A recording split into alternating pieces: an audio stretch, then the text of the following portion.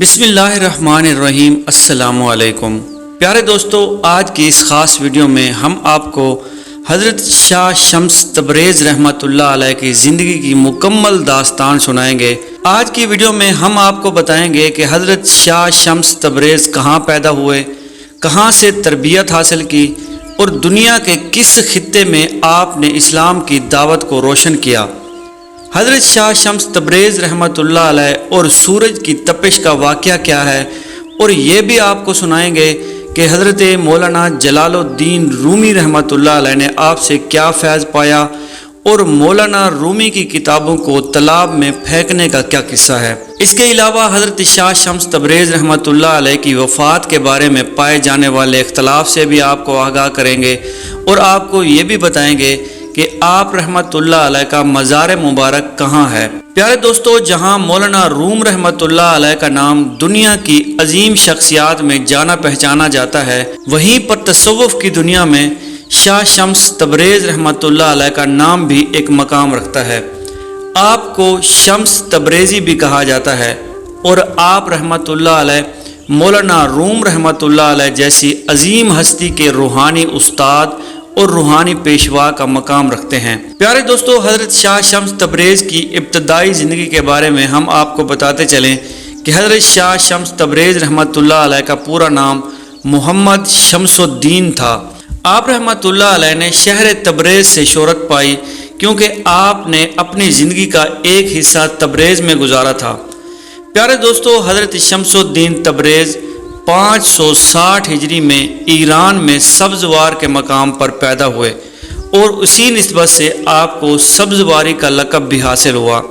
آپ کے والد گرامی کا نام سید صلاح الدین محمد نور بخش رحمۃ اللہ علیہ تھا۔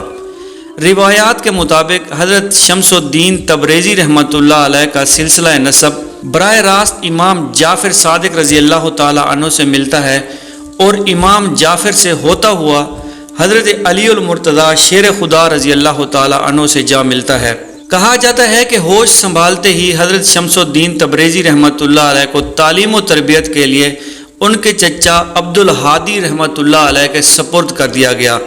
چچا نے بھتیجے پر بہت محنت کی، یہاں تک کہ تفسیر، فقہ، حدیث کے ساتھ ساتھ دیگر علوم سے بھی آراستہ کیا۔ جب 579 ہجری میں سید صلاح الدین محمد نور بخش دعوت اسلام کے لیے بدخشاں کی طرف روانہ ہوئے تو حضرت شمس الدین تبریزی رحمۃ اللہ علیہ کو بھی اپنے ساتھ لے گئے۔ اس وقت ان کی عمر 19 سال تھی۔ بدخشاں میں ہزاروں لوگوں کو حق کی تعلیم دی، پھر تبت کوچک کی طرف چلے گئے اور سینکڑوں انسانوں کو دین اسلام میں داخل کیا۔ پھر یہاں سے باپ اور بیٹے نے کشمیر کا رخ کیا۔ اس وقت یہاں کے لوگ سورج کی پرستش کرتے تھے۔ حضرت صلاح الدین رحمۃ اللہ علیہ اور حضرت شمس الدین تبریزی رحمۃ اللہ علیہ کی کوششوں سے ہزاروں بت پرست باشندوں نے اسلام قبول کیا۔ اس علاقے میں چنگڑ قوم نے انہیں بہت پریشان کیا، مگر بعد میں یہی لوگ مطیع و فرمانبردار ہو گئے۔ پیارے دوستو، تاریخ بتاتی ہے کہ 586 ہجری میں حضرت شمس تبریز والد محترم کے ہمراہ اپنے وطن واپس سبزوار تشریف لے آئے۔ یہاں حضرت شمس الدین تبریزی رحمۃ اللہ علیہ کی شادی ہو گئی، اور آپ کے 2 فرزند سید نصیر الدین محمد اور سید علاء الدین احمد پیدا ہوئے۔ سید علاء الدین احمد رحمۃ اللہ علیہ زندہ پیر کے لقب سے بھی مشہور ہوئے۔ پیارے دوستو، آپ کو بتاتے چلیں کہ حالات و واقعات کے اعتبار سے حضرت شمس الدین تبریزی رحمۃ اللہ علیہ کی شخصیت بہت زیادہ متنازع نظر آتی ہے، کیونکہ آپ رحمت اللہ علیہ نے خانہ بدوشی کی زندگی بسر کی اور تمام عمر ایک عجیب اذیت و کرب میں مبتلا رہے۔ آپ بغداد تشریف لے گئے تو مقامی علماء کو آپ کے خیالات سے شدید اختلاف ہو گیا۔ بادشاہ وقت ان علماء کے زیر اثر تھا، نتیجتاً حضرت شمس الدین تبریزی رحمت اللہ علیہ کو شہر بدر ہونا پڑا۔ پیارے دوستو، آپ رحمت اللہ علیہ کے شہر بدر ہونے کے ساتھ ایک عجیب واقعہ جڑا ہے۔ کہتے ہیں کہ ابھی آپ رحمت اللہ علیہ بغداد کی حدود سے نہیں نکلے تھے کہ اچانک بادشاہ کا بیٹا بیمار پڑا اور دوسرے دن مر گیا۔ بادشاہ کو خیال گزرا کہ شاید یہ المناک واقعہ حضرت شمس الدین تبریزی رحمت اللہ علیہ سے بدسلوکی کے باعث رونما ہوا ہے۔ मजबूरन उसने ख़ास मुशीरों को हज़रत शम्सुद्दीन तबरेज़ रहमतुल्लाह अलैह की तलाश में रवाना करते हुए कहा कि किसी भी सूरत में उन्हें बगदाद वापस लाओ। बादशाह का हुक्म पाते ही मुशीर बरक़रफ्तार घोड़ों पर सवार होकर दौड़ पड़े। हज़रत शम्सुद्दीन तबरेज़ी रहमतुल्लाह अलैह अभी बगदाद के नवाब में मुकीम थे कि शाही कासदों ने उन्हें जा लिया और फिर दस्तबस्ता अर्ज़ किया कि हुजूर आप बगदाद में वापस तशरीफ़ ले आएँ। शाही करिंदों की दरख्वास्त सुनकर हज़रत शम्सुद्दीन तबरेज़ी रहमतुल्लाह अलैह के चेहरे पर अज़ियत का रंग भर आया कि कल जिस जगह से मुझे जलील करके निकाल दिया गया, आज उसी मकाम पर वापस जाने के लिए कह रहे हो। आखिर तुम लोगों पर क्या इफ्तिदाद आ पड़ी है कि मुझ खाना बदोश का ख्याल आ गया। शाही करिंदों ने कहा कि हमारे बादशाह का यही हुक्म है। आप रहमतुल्लाह अलैह ने फरमाया कि मैं तो बस एक बादशाह का हुक्म मानता हूँ। हज़रत शम्सुद्दीन तबरेज़ रहमतुल्लाह अलैह ने बेनियाज़ाना कहा, बाकी बादशाहों को मैं नहीं जानता। कहते हैं कि हज़रत शम्सुद्दीन तबरेज़ी रहमतुल्लाह अलैह के इनकार की सूरत हाल बिगड़ती गई। शाही करिंदे एक मर्द कलंदर के कदमों से लिपट गए और बहुत देर तक आजिज़ी का मुजाहरा करते रहे। आखिर हज़रत शम्सुद्दीन तबरेज़ी रहमतुल्लाह अलैह को उन लोगों पर रहम आ गया। फिर ये कहते हुए शाही करिंदों के साथ हो गए, चलो तुम्हारे कहने से चला जाता हूँ, मगर बगदाद के लोग ज़्यादा दिन तक मुझे बर्दाश्त नहीं कर सकेंगे। हज़रत शम्सुद्दीन तबरेज़ी रहमतुल्लाह अलैह शाही महल पहुँचे तो वहाँ सफ़े मातम बिछी हुई थी। तमाम दरबारी स्याह लिबास पहने हुए अपने वली अहद सल्तनत की मौत का सोग मना रहे थे। बादशाह बड़े एहतराम के साथ पेश आया, मगर उसके चेहरे पर गम व अंदोह का धुआं फैला हुआ था और आंखें आंसुओं से लबरेज थीं। हज़रत शम्सुद्दीन तबरेज़ी रहमतुल्लाह अलैह ने फरमाया कि ये सब क्या है? पूरा शहर मातम कदा क्यों बना हुआ है? कुछ दिन पहले यहाँ से मैं गया था तो बगदाद के दरो दीवार में कैफ़ो निशात से झूम रहे थे, मगर आज यहाँ कब्रिस्तान जैसा सन्नाटा क्यों है? बादशाह ने कोई जवाब न दिया और ख़ामोशी से हज़रत शम्सुद्दीन तबरेज़ी रहमतुल्लाह अलैह को साथ लेकर उस कमरे में पहुँचा जहाँ उसके महबूब बेटे की लाश रखी हुई थी। हज़रत शम्सुद्दीन तबरेज़ी रहमतुल्लाह अलैह सवालिया नज़रे से बादशाह की तरफ देखा कि ये मेरे जवान बेटे की मैयत पड़ी है। बादशाह ने नमनाक आंखों और लरजते हुए लहजे के साथ कहा, आपके बगदाद से जाते ही ये अचानक बीमार हुआ और देखते ही देखते आगोश फना में चला गया। मैं समझता हूँ कि ये उस गुस्ताखी का शाखसाना है जो मैंने आपकी शान में रवा रखी थी। हज़रत शम्सुद्दीन तबरेज़ी रहमतुल्लाह अलैह मुस्कुराने लगे। दरवेश के साथ लोग गुस्ताखी के साथ ही पेश आते रहते हैं, मुझे इससे कोई शिकायत नहीं। बादशाह बहुत देर तक माजरत तलब करता रहा। मैंने गुज़श्ता बातों को फरमोश कर दिया। हज़रत शम्सुद्दीन तबरेज़ी रहमतुल्लाह अलैह ने इस बेनियाजी के साथ कहा, आप मुझसे क्या चाहते हैं? मैं समझता हूँ कि आपकी दिल आज़ारी के सबब मेरा बेटा इस अंजाम को पहुँचा है। शिद्दत गम से बादशाह की आवाज़ काँप रही थी। मान लिया जाए कि अगर यही बात है कि आपके बेटे को सज़ा मिली है, तो सज़ा तुम्हारे बेटे को क्यों मिली है? हालांकि गुनाह तो तुमने किया है। मुमकिन है कि कुदरत ने मेरे लिए यही सज़ा मुंतखब की हो कि मैं तमाम उम्र बेटे की जुदाई में तड़पता रहूं। बादशाह की आंखों में आंसू बह रहे थे। बादशाह की आंखों में तरी आ गई और आप रहमतुल्लाह अलैह ने फरमाया कि अल्लाह ताला अपने राज़ों को बेहतर जानता है, मैं आपके लिए क्या कर सकता हूँ। हज़रत शम्सुद्दीन तबरेज़ी रहमतुल्लाह अलैह ने हाकिम बगदाद से सवाल किया। वो कहने लगा कि मेरी दरख्वास्त है कि आप मेरे बेटे के हक़ में दुआए खैर फरमा दे। बादशाह ने बड़े आजिज़ाना लहजे में अर्ज़ किया, हो सकता है कि आपकी दुआओं से मेरे बेटे को नई ज़िंदगी मिल जाए। ऐसा होता तो नहीं है, जो चला गया सो चला गया। हज़रत शम्सुद्दीन तबरेज़ी रहमतुल्लाह अलैह ने फरमाया, तो फिर मैं तुम्हारी तफ़शी के लिए अपने मालिक की बारगाह में अर्ज़ किए देता हूँ। ये कहकर हज़रत शम्सुद्दीन तबरेज़ रहमतुल्लाह अलैह ने आँखें बंद कर ली। फिर आपके होंठों को जुम्बिश हुई, ऐ अल्लाह, अगर तूने इस लड़के पर मेरी दिल आज़ारी के बैस मौत मुसल्लत कर दी है तो मैं इसे माफ़ करता हूँ। तू भी इस आजिज़ बंदे मोहम्मद शम्सुद्दीन की खातिर अपने बेपनाह और बेमिसाल फजलो करम का मुज़ाहरा कर और इस बच्चे को माफ़ कर दे। प्यारे दोस्तों, रिवायात बताती हैं कि अभी ईमान शाही के उस कमरे में हज़रत शम्सुद्दीन तबरेज़ी रहमतुल्लाह अलैह के अल्फाज की गूंज बाकी थी کہ شہزادے کے جسم کو جنبش ہوئی اور پھر وہ اپنے بستر پر اٹھ کر بیٹھ گیا اور حیرت زدہ نظروں سے چاروں طرف دیکھنے لگا۔ بادشاہ بغداد کچھ دیر تک حیرت و سکوت کے عالم میں کھڑا رہا۔ کبھی وہ حضرت شمس الدین تبریز رحمۃ اللہ علیہ کو دیکھتا اور کبھی اپنے محبوب بیٹے کی طرف جو وادی فنا میں داخل ہونے کے بعد دوبارہ اس دنیا میں لوٹ آیا تھا۔ یکا یک شاہ بغداد کی آنکھ آنسو سے لبریز ہو گئی۔ یہ خوشی اور عقیدت کے آنسو تھے۔ پھر بادشاہ بغداد حضرت شمس الدین تبریزی رحمۃ اللہ علیہ کے قدموں میں جھک گیا۔ یہ سب آپ رحمۃ اللہ علیہ کی دعاؤں کا نتیجہ ہے۔ آپ رحمۃ اللہ علیہ نے شاہ بغداد کو اٹھاتے ہوئے کہا کہ ہرگز نہیں، یہ تو قادر مطلق کی کرم نوازی کا ادنا مظاہرہ ہے جو اپنی ذات میں لا شریک ہے۔ بس اس کا شکر ادا کرو اور اس کی تسبیح بیان کرو۔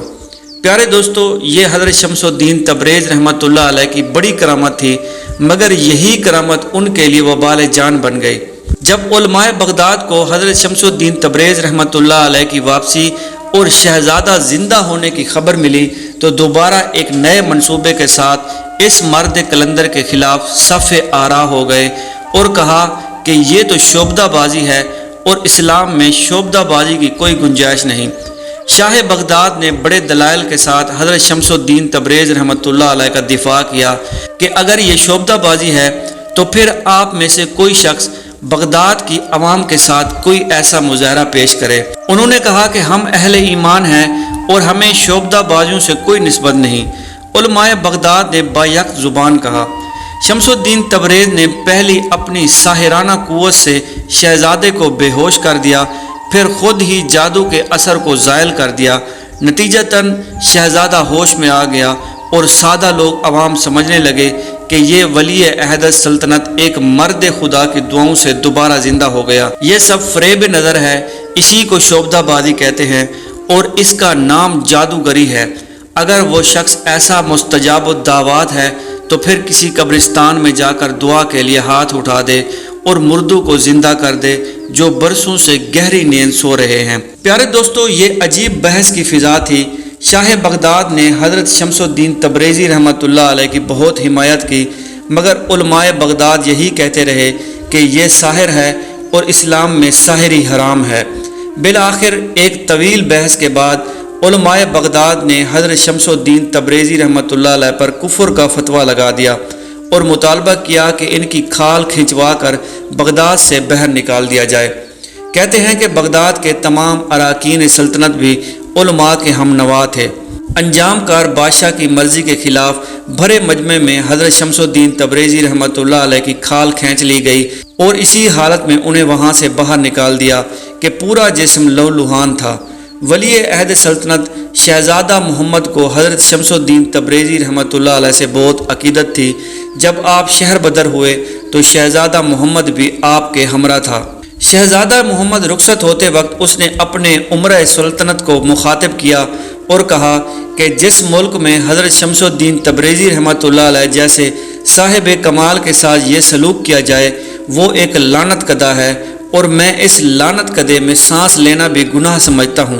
یہ کہہ کر شہزادہ محمد حضرت شمس الدین تبریزی رحمۃ اللہ علیہ کے ساتھ بغداد کی حدود سے نکل گئے۔ پیارے دوستو، کہتے ہیں کہ بغداد سے نکل کر حضرت شمس الدین تبریزی رحمۃ اللہ علیہ نے ہندوستان کا رخ کیا اور طویل مسافت کر کے ملتان پہنچے، پھر ملتان کے تاریخی شہر میں سکونت پذیر ہوئے۔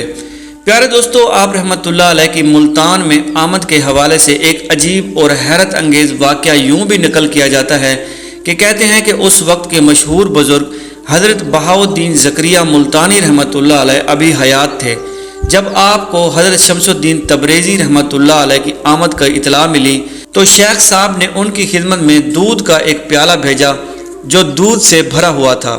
حضرت شمس الدین تبریزی رحمۃ اللہ علیہ نے بڑے احترام کے ساتھ پیالہ لے لیا اور پھر اس میں گلاب کے پھول ڈال کر حضرت بہاؤالدین زکریا ملتانی رحمۃ اللہ علیہ کی خدمت میں واپس کر دیا۔ بعض اہل تصوف نے اس واقعے کی تشریح کرتے ہوئے لکھا کہ دودھ کا لبریز پیالہ بھیجنے سے اور حضرت بہاؤالدین زکریا ملتانی کی مراد یہ تھی کہ ملتان میں اب کسی دوسرے درویش کی گنجائش نہیں۔ جواب میں حضرت شمس الدین تبریز رحمۃ اللہ علیہ نے دودھ کے پیالے میں گلاب کا پھول ڈال دیا اور ان کا مقصد یہ تھا کہ کہ ملتان میں پھول بن کر میں رہوں گا، یعنی ان کی ذات سے کسی کو ضرر نہیں پہنچے گا، اور پھر ساری عمر حضرت شمس الدین تبریزی رحمۃ اللہ علیہ اپنے عہد پر قائم رہنے کی کوشش کی۔ لیکن دوستو، ملتان کے لوگوں نے اہل بغداد کی طرح آپ کی شدید مخالفت کی۔ ایک بار یوں ہوا کہ حضرت شمس الدین تبریزی رحمۃ اللہ علیہ کو گوشت بھوننے کے لیے آگ کی ضرورت پیش آئی۔ آپ نے شہزادہ محمد کو آگ لانے کے لیے بھیجا، مگر پورے شہر میں کسی نے آگ نہ دی۔ ایک سنگدل شخص نے تو شہزادے کو اتنا مارا کہ اس کے دل کا چہرے پر زخموں کے نشانات ابھر آئے۔ حضرت شمس الدین تبریزی رحمۃ اللہ علیہ کے پاس جب واپس آئے تو آپ رحمۃ اللہ علیہ نے دیکھا تو پوچھا کہ یہ کیا ہوا ہے؟ تم تو آگ لینے گئے تھے۔ شہزادہ محمد نے پورا واقعہ سنایا تو حضرت شمس الدین تبریزی رحمۃ اللہ علیہ کو جلال آ گیا۔ آپ نہایت غصے کی حالت میں اپنی خانقاہ سے نکلے، گوشت کا ٹکڑا ہاتھ میں لیا تھا۔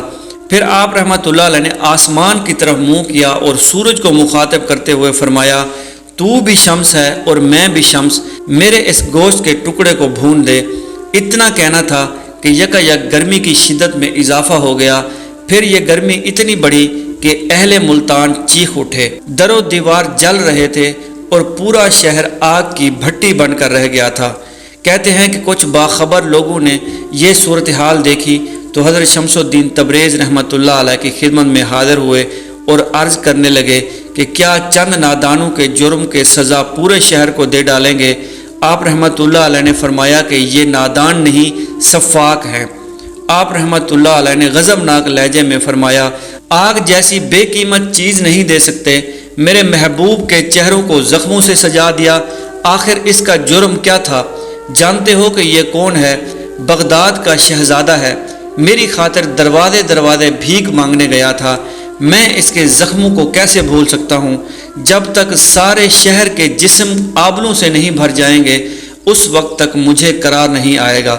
ملتان کے چند عقل رکھنے والے لوگوں نے ہم وطنوں کی سفارش کرتے ہوئے کہا کہ یہ آپ کے مقام سے واقف نہیں، خدا کے لیے حضرت انہیں معاف کر دیجئے، اور یہ بات آپ جیسے بزرگ کے شایان شان بھی نہیں۔ خیر، جب خدا کو درمیان میں لے آئے ہو تو معاف کیے دیتا ہوں۔ حضرت شمس الدین تبریزی رحمۃ اللہ علیہ نے مقامی لوگوں کی جماعت سے فرمایا اور پھر سورج سے مخاطب ہوئے اور بولے، حرارت کو کم کر دے، پتہ نہیں یہ لوگ روز محشر کی گرمی کو کیسے برداشت کریں گے۔ پیارے دوستو، آپ رحمۃ اللہ علیہ کا یہ فرمانا تھا کہ سورج کی حرارت اپنے اعتدال پر آ گئی۔ پیارے دوستو، خدا ہی جانتا ہے کہ یہ واقعہ کس طرح پیش آیا، مگر عوام ملتان کی گرمی کو اسی واقعے کا نتیجہ سمجھتی ہے۔ اس بارے میں آپ کی کیا رائے ہے؟ کومنٹ سیکشن میں ضرور بتائیے گا۔ پیارے دوستو، یہاں پر شاہ شمس تبریز رحمۃ اللہ علیہ کے حوالے سے ایک مغالطے کا تذکرہ بھی کرتے چلیں۔ اس کے بارے میں جاننا انتہائی ضروری ہے کہ مشہور مورخ قاسم فرشتہ نے تحریر کیا کہ حضرت شمس الدین تبریز رحمۃ اللہ علیہ اسماعیلی فرقے سے تعلق رکھتے تھے۔ اگرچہ تاریخ میں فرشتہ ایک معتبر نام ہے، مگر حضرت شمس الدین تبریز رحمۃ اللہ علیہ کے بارے میں اس کی روایت ناقابل اعتبار بھی نہیں ہے۔ بعد میں آنے والے مورخین نے اپنی تحقیق سے ثابت کر دیا کہ شمس الدین تبریزی رحمۃ اللہ علیہ کے والد سید اصلاح الدین رحمۃ اللہ علیہ اس بزرگ کے خاندان سے تعلق رکھتے تھے جو فرقہ اسماعیلیہ کا امام تھا، مگر انہوں نے اپنے آبائی مذہب کو ترک کر دیا تھا۔ دوسرا یہ کہ مولانا جلال الدین رومی رحمۃ اللہ علیہ جیسے فاضل انسان کبھی اس شخص کے ہاتھ میں اپنا ہاتھ نہیں دے سکتے جو ان کے عقیدے سے مختلف عقیدہ رکھتا ہو۔ اس لیے حضرت شمس الدین تبریزی رحمۃ اللہ علیہ کو اسماعیلی کہنا صریحاً غلط ہے۔ دراصل یہ ان لوگوں کی الزام تراشی تھی جن کا ظاہر علم حضرت شمس الدین تبریزی رحمۃ اللہ علیہ کی روحانی کمالات کا محتمل نہیں ہو سکتا تھا۔ کہا جاتا ہے کہ حضرت شمس الدین تبریز رحمۃ اللہ علیہ بابا کمال کے مرید تھے، لیکن عام صوفیوں کی طرح پیری مریدی اور بیعت واردات کا طریقہ اختیار نہیں کیا۔ سوداگروں کے انداز میں شہروں کی سیاحت کرتے رہتے، جہاں بھی جاتے کسی سرائے میں ٹھہرتے اور پھر ایک گوشہ پکڑ کر مراقبے میں مصروف ہو جاتے۔ پیارے دوستو، روایات بتاتی ہیں کہ حضرت شمس الدین تبریزی رحمۃ اللہ علیہ کا ذریعہ معاش مزدوری تھا۔ آپ زار بند بنتے تھے اور آپ اسی کو فروخت کر کے روزی حاصل کرتے تھے۔ ایک بار مناجات کے وقت یہ دعا مانگی، الہی کوئی خاص بندہ ملتا جو میری صحبت کا متحمل ہو سکتا۔ عالم غیب سے اشارہ ہوا کہ روم چلے جاؤ، وہاں تمہاری مراد پوری ہو جائے گی۔ حضرت شمس الدین تبریزی رحمۃ اللہ علیہ اسی وقت چل کھڑے ہوئے اور کونیا پہنچے۔ بر وقت فرشوں کے سرائے میں اترے۔ صبح ہوئی تو آپ نے دیکھا کہ سرائے کے دروازے پر ایک بلند چبوترا تھا۔ شہر کے اکثر امراء اور صاحبان ثروت تفریح کے لیے اس چبوترے پر بیٹھا کرتے تھے۔ حضرت شمس الدین تبریزی رحمۃ اللہ علیہ بھی ایک گوشے میں بیٹھ جاتے اور خاموشی سے آنے جانے والوں کو دیکھتے رہتے۔ ایک دن مولانا جلال الدین رومی رحمۃ اللہ علیہ اسی راستے سے گزرے تو حضرت شمس الدین تبریز رحمۃ اللہ علیہ چونک اٹھے۔ مولانا کے ہزاروں شاگرد تھے جو ہاتھ باندھے اور نظریں جھکائے اپنے استاد کے پیچھے پیچھے چل رہے تھے۔ دیکھنے والوں کو ایسا معلوم ہوتا کہ جیسے کسی شہنشاہ کی سواری گزر رہی ہو۔ حضرت شمس الدین تبریز رحمۃ اللہ علیہ کے دل سے آواز نکلی، یہی ہے وہ مرد خاص جو تیری صحبت کا محتمل ہو سکتا ہے۔ جب مولانا جلال الدین رومی رحمۃ اللہ علیہ چلے گئے تو حضرت شمس الدین تبریز رحمۃ اللہ علیہ نے کسی مقامی باشندے سے پوچھا کہ یہ صاحب کون ہے جو ابھی ابھی یہاں سے گزرے ہیں؟ بتانے والے نے کہا کہ یہ مولانا جلال الدین رومی ہیں اور ان کی بہت بڑی شان ہے، یہاں کے سب سے بڑے عالم ہیں، کوئی شخص ان کے علم و فضل کی ہمسری نہیں کر سکتا۔ حضرت شمس الدین تبریز رحمۃ اللہ علیہ نے اس شخص سے مولانا روم کی خانقاہ کا پتہ پوچھا اور دوسرے دن مولانا کے کتب خانے میں جا پہنچے۔ پھر کتاب میں جلنے کا وہ مشہور واقعہ پیش آیا۔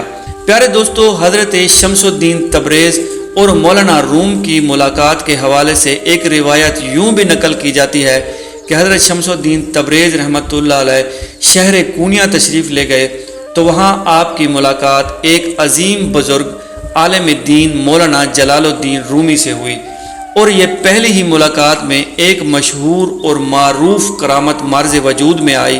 کہتے ہیں کہ حضرت مولانا جلال الدین رومی اپنے درس میں طالب علموں کو تعلیم دے رہے تھے کہ حضرت شمس الدین تبریز سبزواری دوران تعلیم درس میں تشریف لے گئے، جو کہ نہایت سادہ لباس میں تھے، اور مولانا رومی کے قریب بیٹھ گئے۔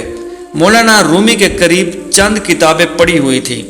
حضرت شمس الدین تبریز مولانا جلال الدین رومی کی طرف مخاطب ہو کر کہا اور کتابوں کی طرف اشارہ کیا اور پوچھا کہ یہ کیا ہے؟ جواب ملا کہ اسے علم کہتے ہیں جو کہ تم نہیں جانتے۔ حضرت شمس الدین تبریزی رحمۃ اللہ علیہ نے مولانا جلال الدین رومی کا یہ فقرہ سنا تو جلال میں آ گئے اور وہ تمام کتابیں جو مولانا جلال الدین رومی کے قریب پڑھی ہوئی تھی اٹھا کر پانی کے بھرے حوض کے اندر ڈال دی۔ جب مولانا جلال الدین رومی نے آپ کا یہ عمل دیکھا تو تڑپ کر اٹھے اور غصہ پریشانی کے عالم میں مولانا جلال الدین رومی رو پڑے اور کہا کہ اے درویش، تم نے یہ کیا کر دیا؟ میری تمام روح کی غذا تم نے ایک لمحے میں ضائع کر دی۔ کہنے لگے کہ کتابیں بڑی نایاب تھیں، ہاتھ کی لکھی ہوئی تھی، اب کہیں سے نہیں ملیں گی۔ حضرت شمس الدین تبریز رحمۃ اللہ علیہ نے مولانا جلال الدین رومی کی آنکھوں میں آنسو دیکھے تو فرمایا کہ تمہاری روح کی غذا اگر تمہیں مل جائے تو مولانا جلال الدین رومی نے کہا کہ یہ کیسے ممکن ہے؟ حضرت شمس الدین تبریز رحمۃ اللہ علیہ دوبارہ پانی کے بھرے ہوئے حوض کے قریب گئے اور سب سے پہلے پانی میں سے وہ کتاب نکالی جس کا مولانا جلال الدین رومی کو سب سے زیادہ صدمہ تھا۔ حضرت مولانا جلال الدین رومی حضرت شمس الدین تبریز کا یہ کمال دیکھ کر بے حد حیران ہوئے اور پوچھا کہ یہ کیا بات ہے؟